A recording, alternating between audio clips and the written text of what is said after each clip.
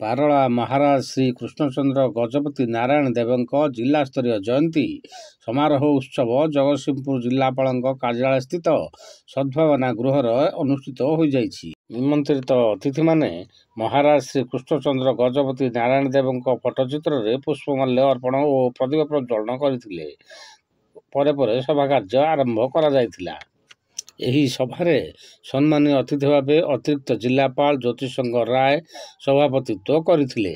ମୁଖ୍ୟ ବକ୍ତା ଭାବେ ମହେନ୍ଦ୍ର କୁମାର ଆଚାର୍ଯ୍ୟ, ଅନ୍ୟ ସମ୍ମାନୀୟ ଅତିଥି ଭାବେ ଜିଲ୍ଲା ସଂସ୍କୃତି ଅଧିକାରୀ ଦିଲ୍ଲୀପ କୁମାର ଜେନା, ବିରିଡି ତହସିଲଦାର ସଞ୍ଜୟ କୁମାର ବେହେରା, ଜିଲ୍ଲା ସୂଚନା ଲୋକ ସମ୍ପର୍କ ଅଧିକାରୀ ପ୍ରତୀଚି ତନୟା ମହାନ୍ତି ପ୍ରମୁଖ ଯୋଗଦେଇ ପାରଳା ମହାରାଜ ଶ୍ରୀ କୃଷ୍ଣଚନ୍ଦ୍ର ଗଜପତି ନାରାୟଣ ଦେବଙ୍କ ଜୀବନୀ ଓ ସ୍ୱତନ୍ତ୍ର ଉତ୍କଳ ପ୍ରଦେଶ ଗଠନ ଉପରେ ଆଲୋକପାତ କରିଥିଲେ। ଜିଲ୍ଲା ଲୋକସମ୍ପର୍କ ଅଧିକାରୀ ପ୍ରୀତିଚି ତନୟା ମହାନ୍ତି ସ୍ୱାଗତ ଭାଷଣ ଓ ଅତିଥି ପରିଚୟ ପ୍ରଦାନ କରିଥିଲେ। ଏହି କାର୍ଯ୍ୟକ୍ରମରେ ଜିଲ୍ଲା କାର୍ଯ୍ୟାଳୟର ଅଧିକାରୀ, କର୍ମଚାରୀ, ବହୁ ବୁଦ୍ଧିଜୀବୀ, ଆଇନଜୀବୀ, ବିଶେଷଜ୍ଞ ମହିଳା, ସାମ୍ବାଦିକମାନେ ଯୋଗଦେଇ ଏହି କାର୍ଯ୍ୟକ୍ରମକୁ ସଫଳ କରିଥିଲେ। Bureau report, news plus Odia.